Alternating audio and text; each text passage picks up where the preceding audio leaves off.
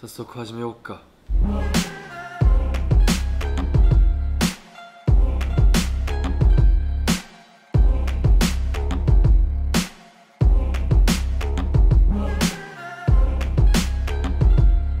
Les ninjas, ces mercenaires de l'ombre, sont devenus très populaires au fil du temps. On ne compte plus leur nombre d'apparitions dans des films, séries ou autres œuvres de fiction. Effectivement, c'est assez ironique lorsqu'on sait que leur objectif était de rester caché et discret aux yeux du monde. Un bon ninja n'a pas d'odeur, pas d'identité, et tout le monde se demande s'il n'a jamais existé. Ces guerriers ont particulièrement sévi durant le 15e et le 16e siècle au Japon. Mais savez-vous que le terme de ninja n'existe que depuis le 20e siècle?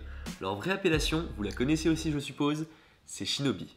Ces deux kanji prononcés en onyomi se prononcent ninja, mais en kunyomi, le premier se lit shinobi, contraction de shinobi no mono. Sa connotation signifie furtif, caché, et mono signifie personne. Ce terme de shinobi est assez générique, il existait donc différentes factions s'entraînant en ninjutsu ayant des appellations différentes. Mais les régions qui frappent lorsqu'on parle de shinobi, ce sont évidemment les régions de Iga et Koga.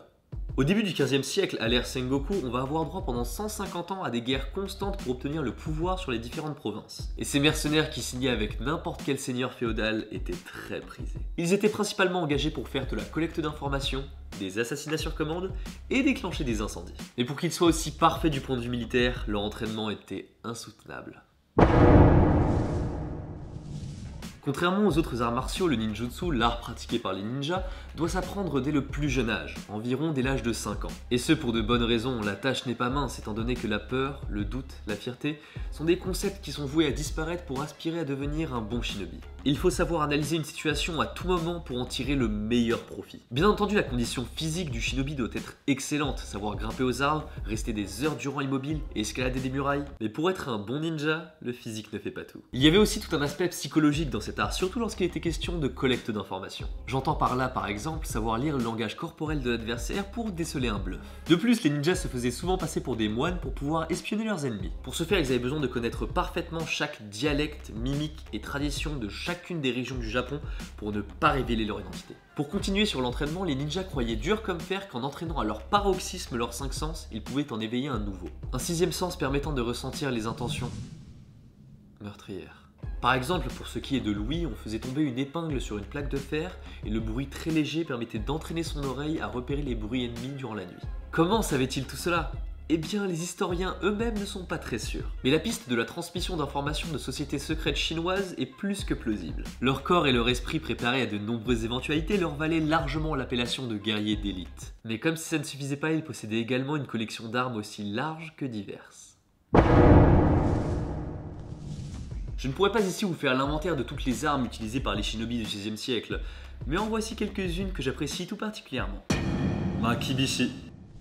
Ce n'est pas l'arme la plus connue des ninjas, mais c'est ma préférée. Elle est extrêmement simple et diablement efficace. Elle représente bien le contraste entre les shinobi et les samouraïs. Lors d'une bataille, le samouraï ne doit jamais fuir, cela irait contre son sens de l'honneur. Mais pour le ninja, la fuite est primordiale. Une fois le sabotage effectué, le ninja s'en va si possible sans se faire repérer. Dans le cas où des samouraïs seraient à ses talons, il peut parsemer ses fameux makibishi sur le sol. Ce sont simplement des pièges métalliques constitués de pointes disposées de telle sorte que l'une d'elles, sur une base stable, est orientée vers le haut. Vous imaginez bien que marcher dessus n'est point agréable. Et d'ailleurs, en français, on a un mot très équivoque pour ça, c'est le show-strap.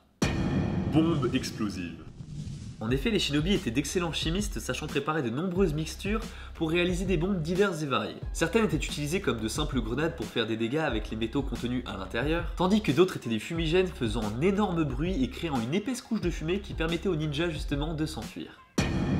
Shuriken. La fameuse étoile de métal lancée par les ninjas. Il est intéressant de noter que les premiers modèles de shuriken ne ressemblaient pas du tout à celui-ci. Ces bons shurikens ressemblaient à des stylets avec une pointe plus lourde que le reste. Plus que pour découper l'adversaire, ces shurikens servaient à transpercer l'ennemi. Mais étant donné sa forme, son lancer était beaucoup plus technique. Tekkokage.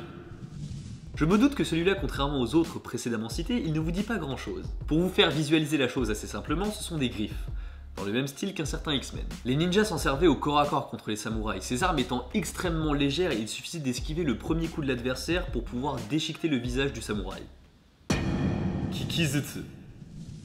Vous avez peut-être déjà joué quand vous étiez petit avec deux gobelets et un fil pour pouvoir communiquer à de courtes distances. Les ninjas ont repris le même principe avec le Kikizetsu. Étant donné qu'à cette période les murs n'étaient composés que de bois, en le collant au mur, on pouvait justement écouter ce qu'il se passait à l'intérieur d'une demeure. Ils pouvaient aussi servir pour camoufler leur propre bruit par exemple lorsqu'ils avaient besoin de tousser, et même servir de mégaphone lors d'une mission collective. Grâce à toutes ces armes, le ninja avait largement l'avantage face au samouraï. En effet, le samouraï possède des armes simplement faites pour tuer, alors que le ninja en possède pour toutes sortes d'utilités. Un bon ninja doit savoir convertir n'importe quel objet de son environnement en arme. Mais dans l'art de la guerre, le combat ne fait pas tout. Il existe bien entendu d'autres dimensions telles que la collecte d'informations, le sabotage, la trahison, enfin toutes sortes de domaines où les shinobi excellent.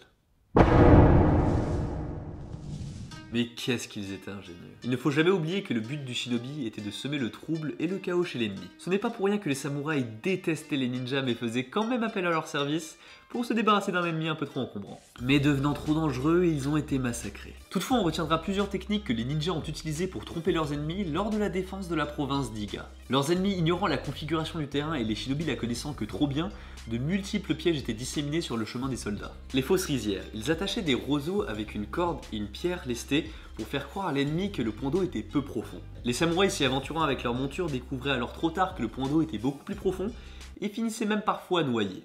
Durant la nuit, le ninja voyait son avantage triplé face aux samouraïs. Mon préféré, je pense, c'est le coup de bluff avec les lampes accrochées aux cimes des arbres. On apercevait de loin une horde de lampes torches faisant croire à l'ennemi qu'il y avait une véritable armée de ninjas. Il en fallait rarement plus à l'adversaire pour qu'il prenne ses jambes à son cou. Même à l'intérieur des maisons, chez eux, ils avaient largement l'avantage du terrain. Entre les compartiments secrets et les portes dérobées, un samouraï pouvait très simplement se faire tuer sans même savoir d'où venait le coup fatal. Toutefois, un élément récurrent dans les maisons japonaises était destiné à nuire aux ninjas.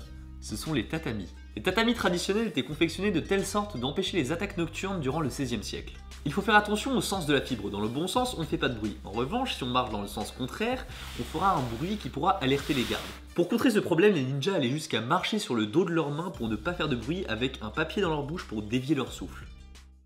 En conclusion, malgré les quelques témoignages historiques, on ne sait que très peu de choses sur l'univers des shinobi. Aujourd'hui, ils ont complètement disparu. Ou alors ils sont juste plus doués que jamais.